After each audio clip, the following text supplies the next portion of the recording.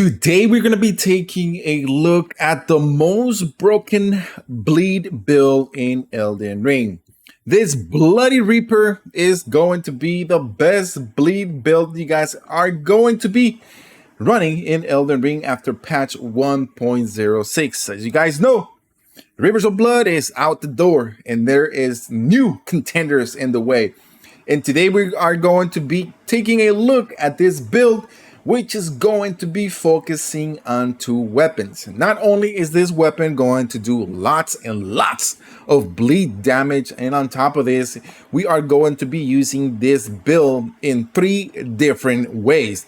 It's going to give you guys options to be able to play from far away at the same time, get really close and just deal tons and tons and tons of bleed damage to your opponents and also to any foe and boss in Elden Ring. So if you guys like how that sounds, a like is much appreciated. So let's dive into this Bloody Reaper. So we are going to be focusing on 2 weapons, and that is going to be the Grave Scythe. Yes, this weapon is not only amazing for the following things. Just take a look at the physical damage, okay? On top of this, attribute scalings are strength and dexterity 17 and 13. And on top of this, it has a passive effect of blood loss of 55. But that's just the beginning, and the bread and butter of this build is going to be the Ash Awards that we are going to be implementing. Yes, it's going to make this build a very OP, a very bloody, if I may say. And we are going to be using on our right hand is going to be the following: the spinning weapon. This here Ash Award is so OP because it's going to spin over and over and over. And if we take a look at the specialist skill, it says spinning weapon. Defensive skill employed by carry-on princesses. Lift armament into the mid-air, then makes it spin violently. Those in touches will suffer successive attacks, and that is what the Bloody Reaper is all about. He's about just dealing tons of damage, and since the Rivers of Blood just pretty much was placed inside of a coffin, we need to come up with other bleed builds to help you guys out, not only on NG Plus, but also trying to complete the game itself if you are new to Elden Ring. So we are also going to be using on our left hand the Blood Grave Scythe, when we are going to be using the Phantom Slash, and we are going to add Blood Affinity, which is going to take us to 101 blood loss buildup. And then on top of this, it's still going to give us about 286 physical damage. And what makes this Ash Award a lot of fun is, I'll show you guys in a bit after I explain this, how to be able to use this build. So, and then we are going to be using the Gravestone Seal just to have enough to be able to use our incantations. And next we are going to be using the White Mask, the Raptor's Black Feather, and also the Finger Gauntlets, and also the Fingerprint Greaves. Why we're using the White Mask? Because we are going to be taking advantage of the blood loss. And you guys know, with the White Mask, you are going to get an additional 10% blood loss damage for about 20 seconds. And with the Raptor's Black Feather, we are going to be improving all of our attacks when we do jump attacks, and that is one of the things that we're going to be doing in this build. Okay, so now that I explained to you guys what we are about to do, let me show you guys, before I get into the talisman, how to go about using this build. So there is 3 ways to be able to use this build. One of the ways is by doing jump attacks. So as you guys see this, with these 2 weapons put together, just look at the area that is just, I mean, you don't have to be really close to do a jump attack. It's just look at the length of those 2 scythes. It's just incredible. Not only because you are going to be able to do jump attacks from far away. You don't need to get too close.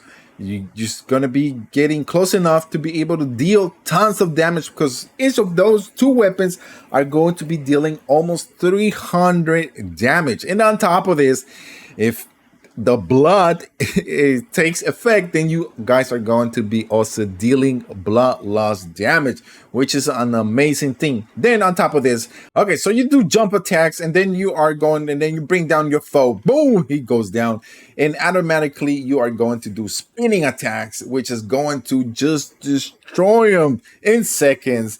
And if you guys add the following blood flame, you are going to be creating additional fire damage that causes into blood, so you guys know where exactly I'm going here. So it's just going to be the Bloody Ripper, and just take a look at that area of damage, and you just make sure that the enemies right catches it on the left or on the right side when you are spinning this, and it's just going to melt away anyone that gets too close to you. Now, the other way that we are going to be able to use this build is with the next Asher Word. And as you guys see here, just take a look. If you want to go from far away, and look at that, you're going to be doing double of the damage, which is going to make this build a lot of fun, because you don't have to be too close. And what makes this build fun is that you start from one point and you're going to end up in another point. So if you're going to get hit, at the same time with the Asher Word is going to help you travel some distance that is going to catch any foe from far away. So now that you guys know how to pretty much use this build, let me show you guys what exactly type of talismans you are going to be needing to be able to maximize the effectiveness of this build. So the first one is going to be the Claw Talisman, which is going to hand any jump attack by 15%. And then on top of this, we have the Lore Blocks Exaltation, which is going to deal 20% additional damage for about 20 seconds when blood loss in vicinity increases the attack power.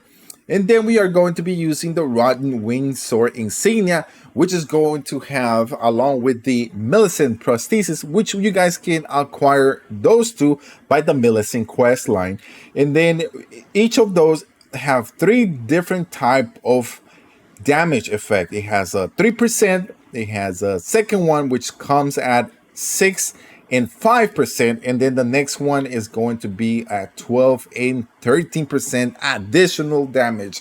So since the Bloody of Ripper, the following, this one here, uses the spinning weapon, and as you guys know, it violently spins, these 2 talismans are going to come into effect and work so perfectly, and that is what we want to do. So when we bring down anyone to the floor, like that fool that's walking by over there, and then we just use the spinning, and automatically we're going to be deleting them from the face of Elden Ring.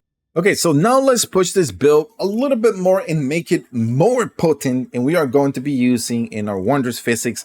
One is going to be the Tourney Crack tier, which is going to boost successive power attacks, and with the Bloody Spinning Ripper is going to work just perfectly, and is going to increase it with our talisman, and it's just going to become very OP.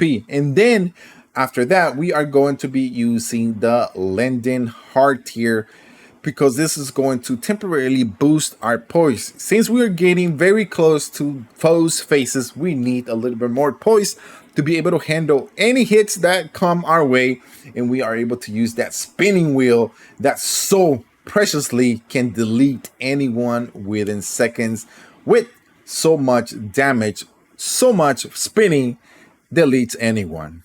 So now, since this build is at 150 level, what is going to be the attributes points that we need to take a look here? One, Vigor is going to be at 38. We just need to have enough blood to be able to take a few hits if we get too close and it gets out of our comfort. Next, we are going to be using 20 of Mind, because this build is not going to be using too much FP, but it's enough to be able to use what we need in it to make it very potent. And then we are going to be using Endurance at 34, because we need to not only wheel, power stand, use the 2 grave sites enough to be able to deal the different 3 damages that we want to do. Jump attacks with the Asher Word when we do the slash, and also when we do the spinning wheel. And then we're going to be using strength and dexterity at the same time. As you see there, it's at 50, but dexterity is at 55 because I'm using the talisman that increases additional 5 points, which is the prosthesis one.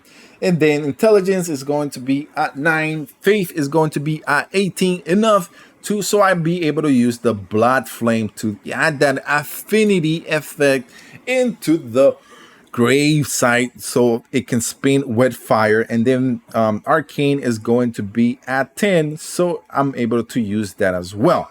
So there you go, guys. That is how you put together this bloody spinning reaper that's going to delete just about anyone. If you guys have any questions regard to this build, let me know in the comment section below, and I'll answer any questions that you guys have. Also, if you guys are looking into a fire bleed build, take a look at this video. It's very potent, very powerful, and it's also another alternative weapon and build that you guys can do that will replace the Rivers of Blood. Thank you guys once again. Don't forget to hit that like, it's much appreciated. And if you're new to the channel, don't forget to hit that subscription button, and we'll see you guys on the next Elden Ring video.